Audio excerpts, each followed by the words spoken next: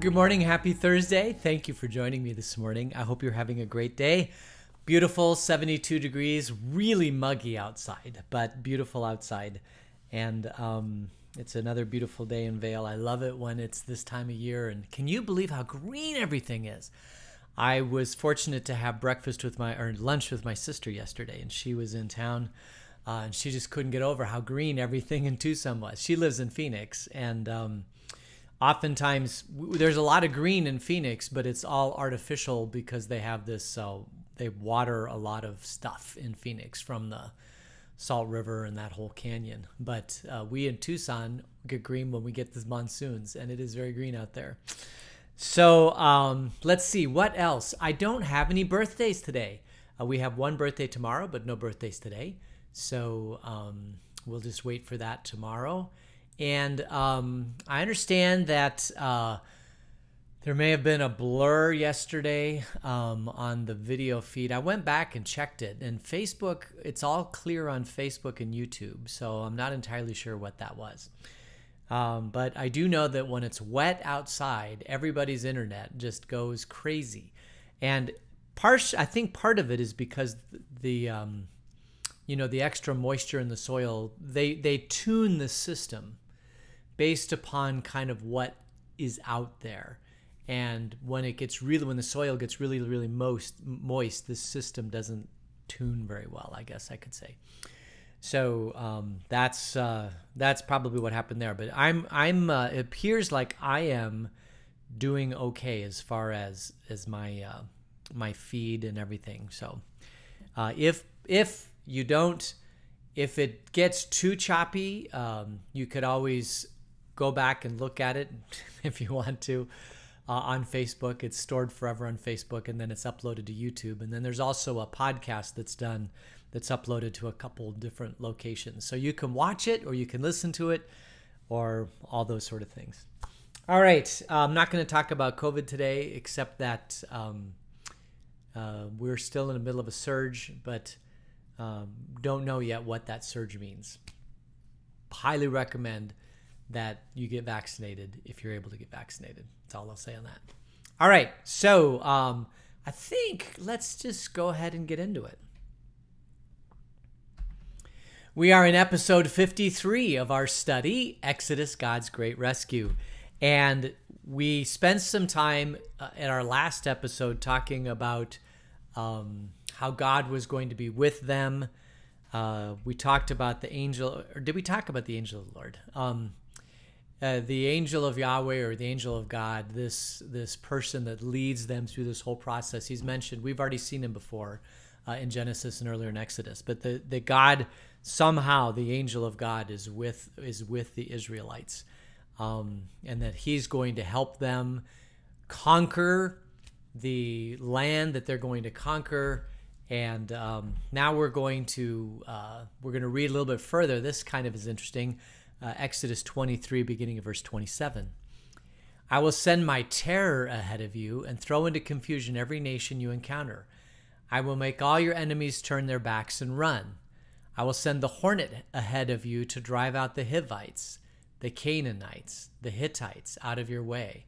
But I will not drive them out in a single year, because the land would become desolate and the wild animals too numerous for you. Little by little, I will drive them out before you until you have increased enough to take possession of the land. So God talks about how here he's going to let them get into the promised land. He's going to send this hornet ahead to drive out the Hivites, the Canaanites, the Hittites, but he doesn't want to drive everybody out because the animals would come in and the animals would take over the land. It'd be too hard for them because this is a land that's been occupied. So the animals are at bay. Now, we don't really think about this because we don't have a problem with animals. In modern day society, we have ways to control animals. Like, I go hiking into the desert all the time. I'm not worried about animals killing me because there's very, very few of them. But if there were a lot of animals, then they would be, there's a potential that they could kill me. But I don't worry about them. But in the promised land, apparently it's like weeds, right? If you don't spray for weeds, or if you don't walk on the ground, pretty soon the weeds will take over and it's just lots of weeds. Well, the same thing's true with people. If people are occupying the land, then the animals go away and they find some other place to get their food. But as soon as you unoccupy the land, the animals come back, and then it's a lot harder, apparently, for them these Israelites to conquer the land. So God's looking out for them even then. And then we'll continue reading verse 31. I will establish your borders from the Red Sea to the Mediterranean Sea, and from the desert to the Euphrates River. I will give your hands the people who live in the land, and you will drive them out before you. I will give into your hands the people who live in the land, and you will drive them out before you. Do not make a covenant with them or with their gods. Do not let them live in your land, or they will cause you to sin against me, because the worship of their gods will certainly be a snare to you. So God is pretty clear here, and this is one of the main things that we will see throughout the whole entire narrative of the Old Testament, that he's like, this is your land, we're going to drive them out, but don't make covenant with their gods. In other words, remain true to me. I am the God who am watching over you, so remain true to me.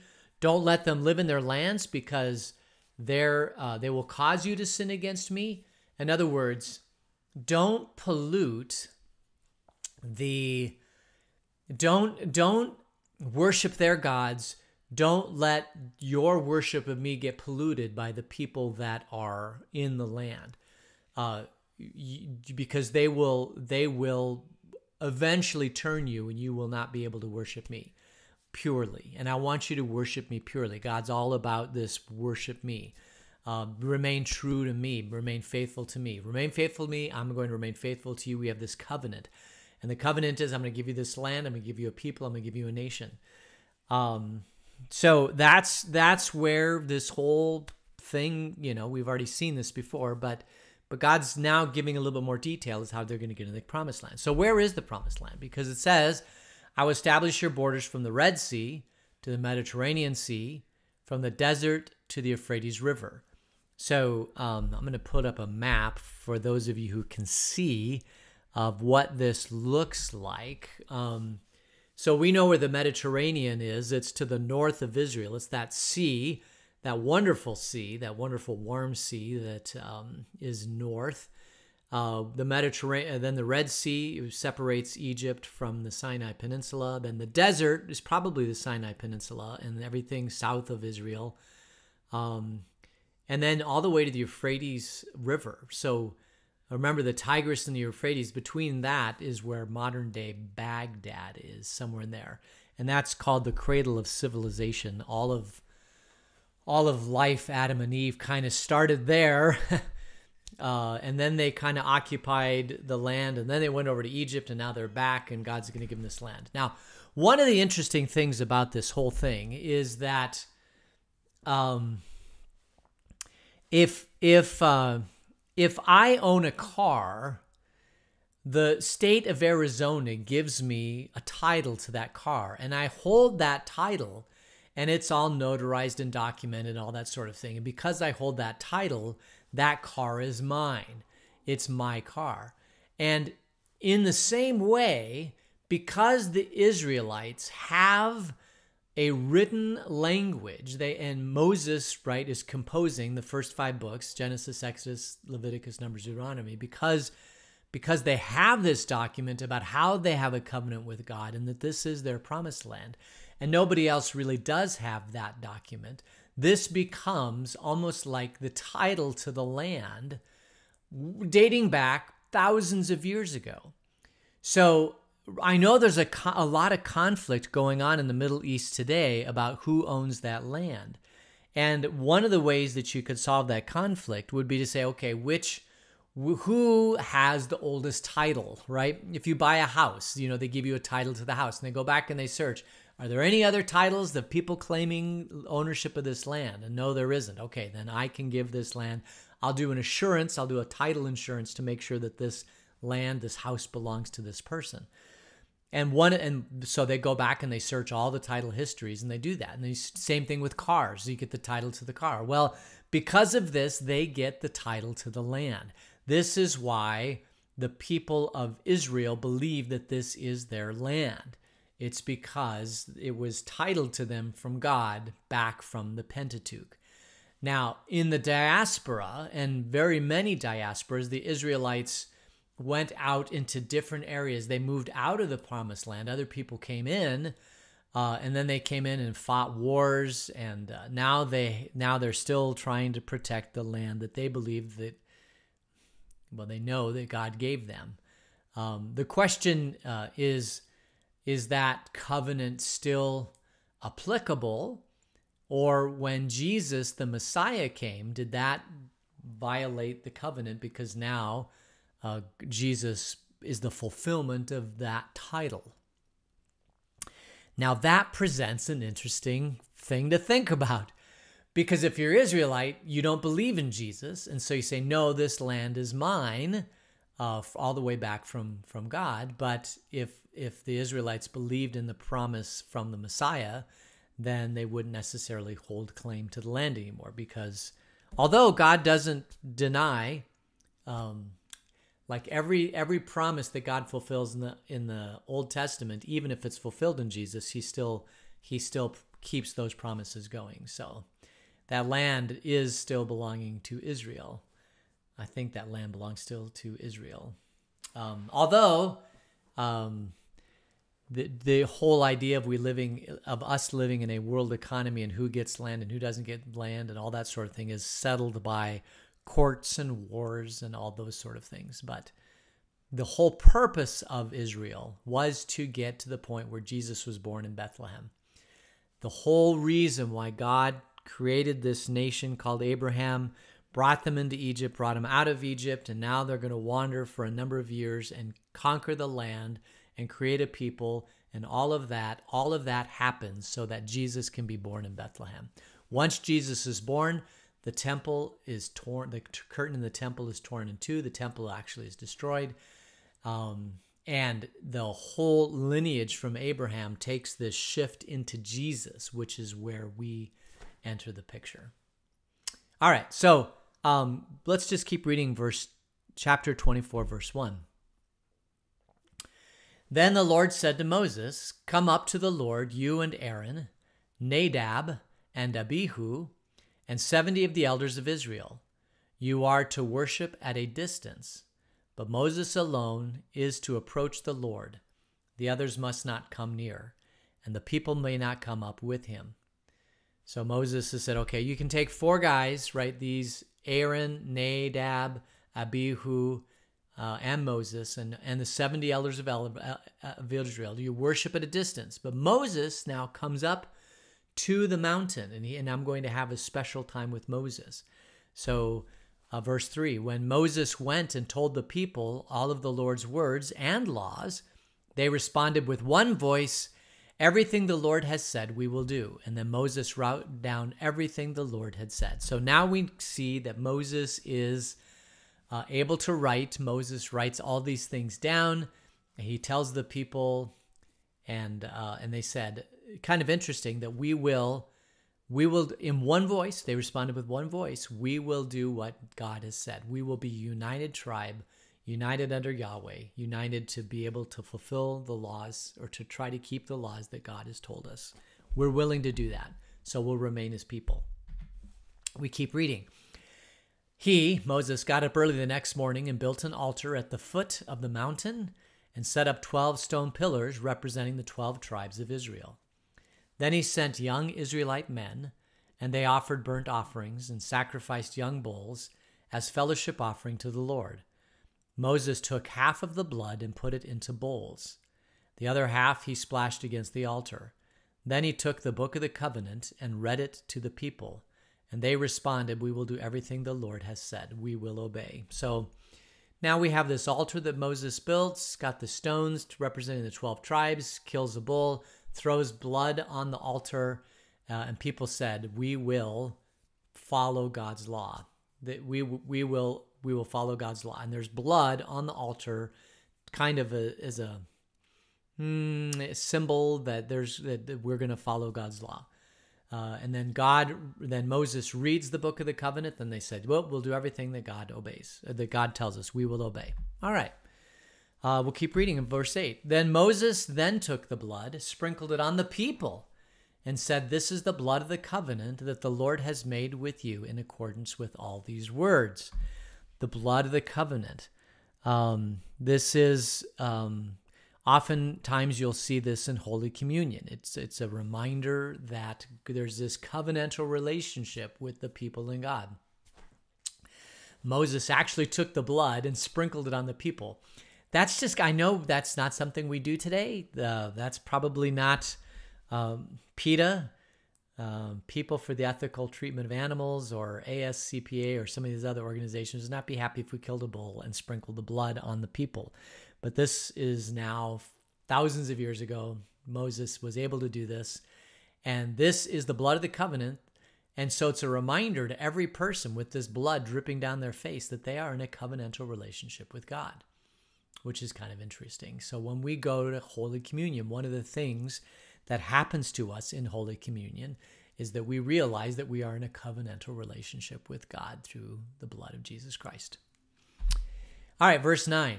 Moses and Aaron, Nadab and Abihu, and the 70 elders of Israel went up and saw the God of Israel. Under his feet was something like a pavement made of lapis lazuli, as bright as the sky. But God did not raise his hand against these leaders of the Israelites. They saw God, and they ate and they drank.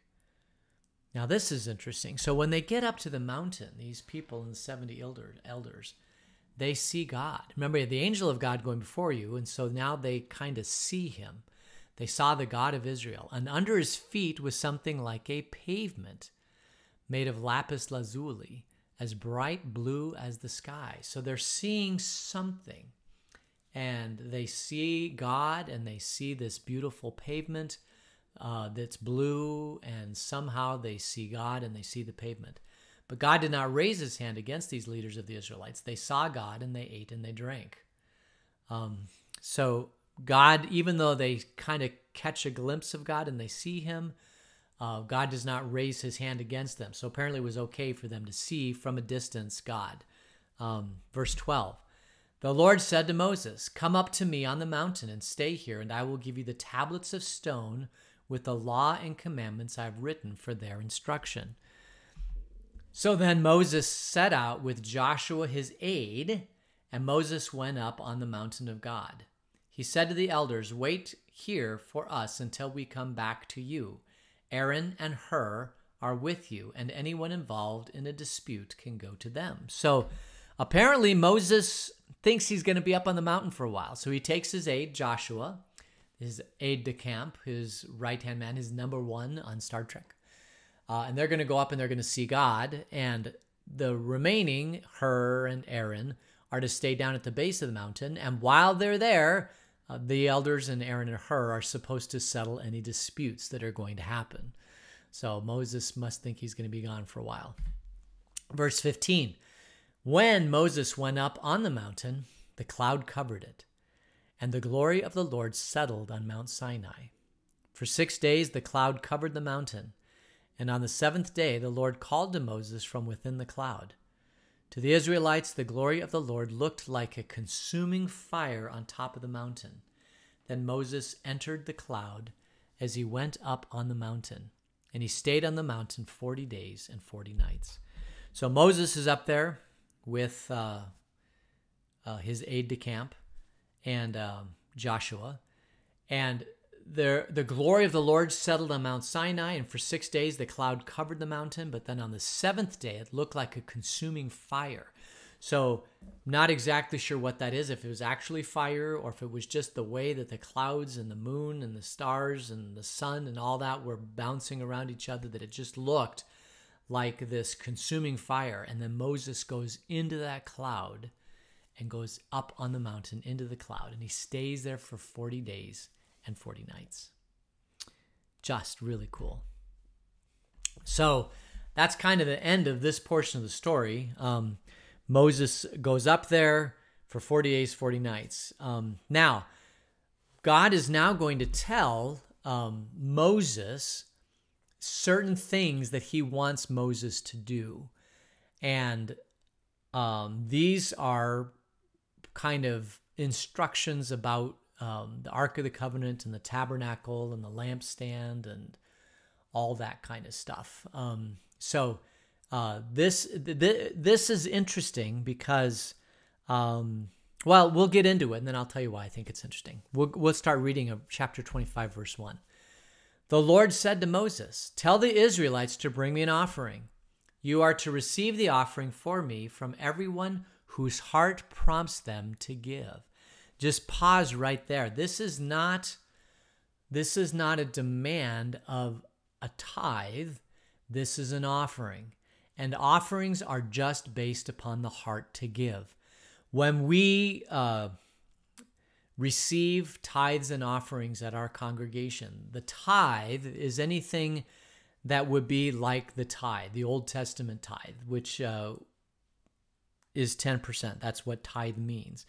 The offering is anything over and above that tithe. So if you give, say, 15% of your income, 10% of that would be the tithe, and the other 5% would be an offering.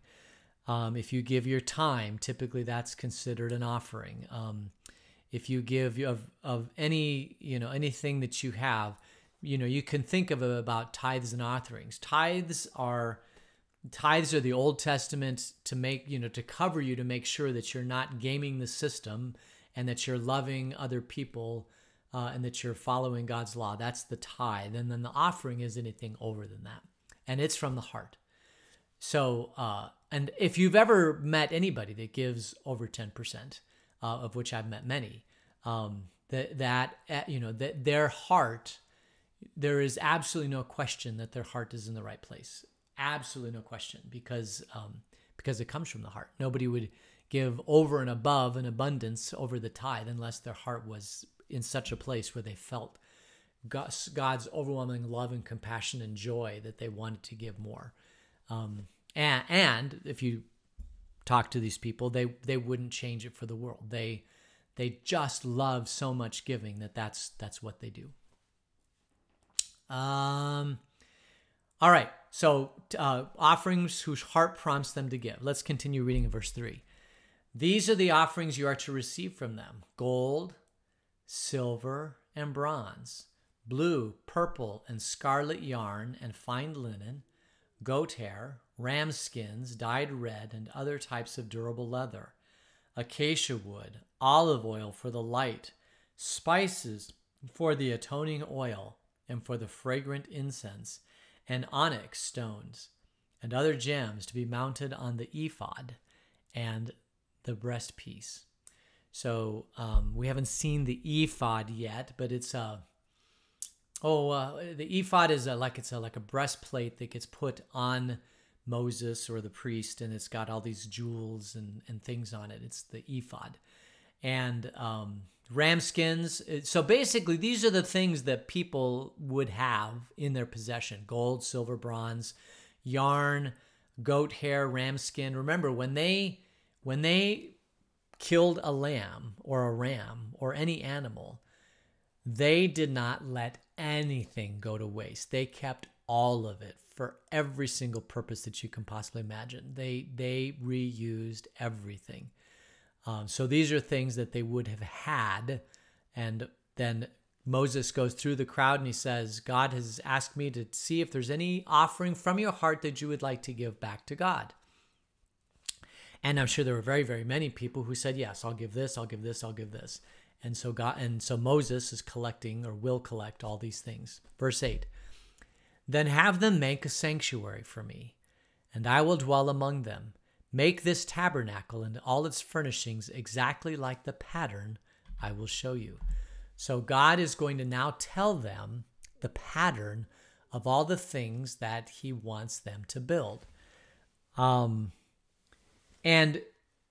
the first thing he tells them, of course, is the Ark of the Covenant. And I think we'll not get into the Ark of the Covenant just yet, because we might spend a whole bit of time looking at the Ark of the Covenant and where it resides in some government headquarters in the CIA, after Indiana Jones rescued it from the Nazis.